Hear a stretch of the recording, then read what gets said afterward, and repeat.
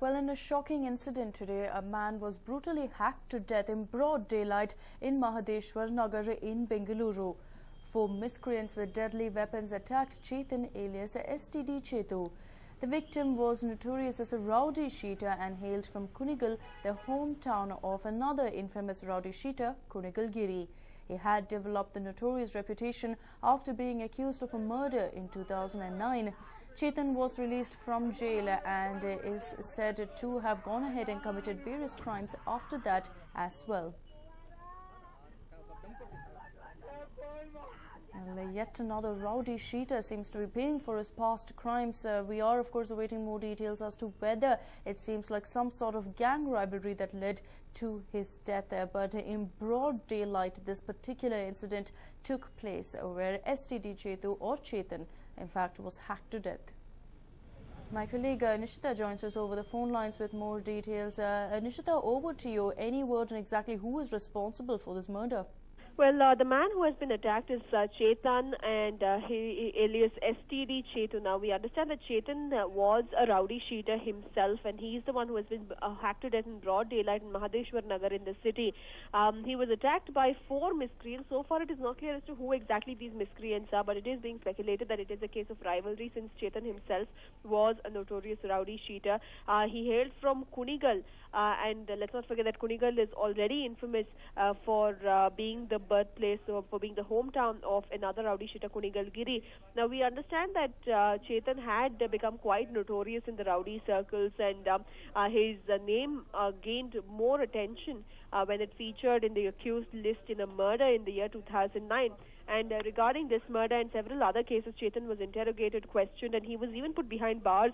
And but after he came out of jail, Akshata, it was said that he had tried to reform his lifestyle and had gone to his pre-rowdy sheeter days and had tried to lead a normal life and not lead the life of a rowdy. But despite his claims, several cases of assault and attempted murder were booked against him.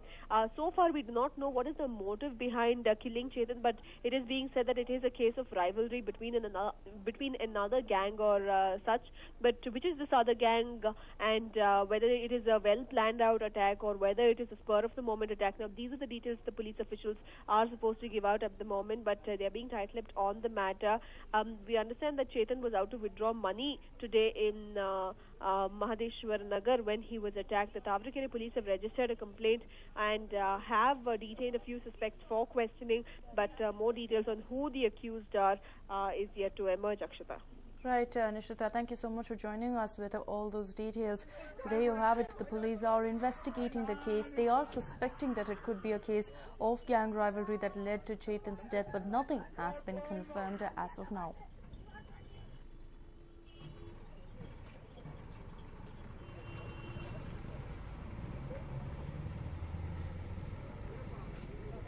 Well, we understand that Chetan was, of course, killed in broad daylight. This was in Mahadeshwar Nagar. He had gone out to withdraw money from an ATM, and that is when he was hacked to death by miscreants who immediately made a run for it. The police immediately arrived at the spot.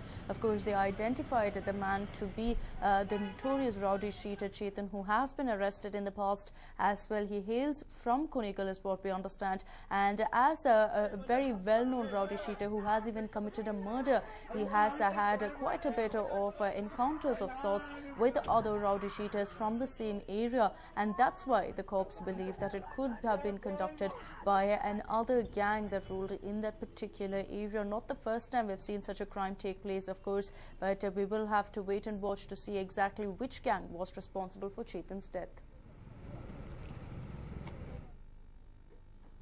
And moving on, after the delay in the declaration of results and glaring irregularities in evaluation, it is finally happy news for BU's distant education students. The 2013 exam results of BU correspondence courses were marred by glaring irregularities. The results were held back until further notice. An internal committee that looked into the probe has now decided to reevaluate the answer scripts and release the results by month end. Bangalore University has constituted a committee to give the interim report about the malpractice of the distant and the correspondence course. The committee has submitted the report, so that they have recommended to go for this fresh evaluation, and afterwards, so they have asked to extend the investigation based on the report, so that Bangalore University initiated the fresh valuation of all the scripts. So we have planned to complete the valuation within 25th of this month. If everything goes smooth, I think we are able to give the result within 30th of this month. Many students had failed to appear for the examination that was held in December last year. Many officials from the university were accused of accepting bribe to favor a few students. The main accused were Professor Vedamurthy, Professor Gangadharaya and Professor Kotaraya. The accused were arrested and booked under various sections of IPC. The state government even agreed for a CID inquiry considering the grave nature of the allegations. The answer scripts of all the students have been kept safely at the Central College premises. Identities of the new custodians and evaluators have been kept under wraps to avoid further irregularities. The committee has agreed to conduct the re-evaluation this time under police supervision. The results were to be announced 2 months ago. The students can heave a sigh of relief at least now, considering that the university has promised to declare the results by month end. Amrita Patil for News9, Bengaluru. Well, looks like the rain gods have finally answered the prayers of the people of Karnataka. The rain brought much needed relief from the scorching heat. Take a look at the copious rainfall across the state. Chikmagalur. The heart of Western Ghats, Chikmagalur is witnessing continuous rains for the last 2 days. The rivers Tunga, Bhadra, Hemavati and Yagachi are flowing merrily after ample rainfall. The Malnad region is shining with greenery after copious rains. The residents, however, fear the overflow of rivers due to continuous rains. Udupi. The coastal region of Karnataka too is experiencing continuous rainfall. Udupi is rejoicing over the abundant rains for the past 2 days. Madikeri. Heavy rains lashed Madikeri, giving birth to small streams. The sacred place of Bhagamandala looked like an island after the rains flooded the region. The roads leading to Talakaveri were blocked due to landslides. They are being cleared now. Talakaveri ನೋಡಕ್ಕಂತ ಬಂದ್ವಿ. ತಲಕಾವೇರಿಯಲ್ಲಿ full ನೀರು ತುಂಬಿರೋದ್ರಿಂದ ಆಚೆ ಹೋಗಕ್ಕೆ ಆಗ್ತಾ ಇಲ್ಲ. Vehicle ಯಾವ ಬಿಡಕ್ಕೆ ಆಗ್ತಾ ಇಲ್ಲ. ಎಲ್ಲ ಫುಲ್ ರೋಡ್ ಎಲ್ಲ ಬ್ಲಾಕ್ ಆಗಿ ಹೋಗ್ಬಿಟ್ಟಿದೆ. ಮಳೆ ಎಲ್ಲ ಬಿದ್ದು ಆಮೇಲೆ ಮಣ್ಣೆಲ್ಲ ತುಂಬಿಕೊಂಡ್ಬಿಟ್ಟಿದೆ ಅಂತೆ ರೋಡಲ್ಲೆಲ್ಲ. ಹೀಗಾಗಿ ಆ ಕಡೆ ಹೋಗಕ್ಕೆ ಆಗ್ತಾ ಇಲ್ಲ. ವೆಹಿಕಲ್ಸ್ ಎಲ್ಲ ಬ್ಲಾಕ್ ಆಗಿ ಹೋಗ್ಬಿಟ್ಟಿದೆ. ಅದಕ್ಕೆ ತುಂಬ ನಿರಾಸೆ ಆಗಿ ಹೋಗ್ಬಿಟ್ಟಿದ್ವಿ. ಬಂದು ಅಷ್ಟು ದೂರಿಂದ ಬಂದ್ಬಿಟ್ಟಿದ್ದೀವಿ ನೋಡಕ್ಕಂತ. ಆದರೆ ತಲಕಾವೇರಿ ನೋಡಕ್ಕೆ ಆಗ್ತಿಲ್ಲ ಅಂತ ತುಂಬ ನಿರಾಸೆ ಆಗಿ ಹೋಗ್ಬಿಟ್ಟಿದೆ. ಬೋಟಿಂದ ಏನೋ ವ್ಯವಸ್ಥೆ ಮಾಡ್ತೀನಿ ಅಂತ ಹೇಳ್ತಾ ಇದ್ದಾರೆ. ಅದಕ್ಕೆ ವೇಟ್ ಮಾಡ್ತಾ ಇದ್ದೀವಿ. Shimoga. The people of Shimoga who conducted the wedding of frogs and donkeys to please the rain gods are now relieved with the rains. The water came down roaring from the Tunga Dam after the dam was let open.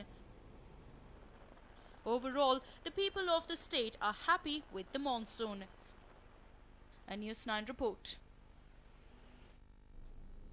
While the rest of the state was happy receiving rainfall, the people of Dakshina Kannada faced more trouble than relief due to the rains.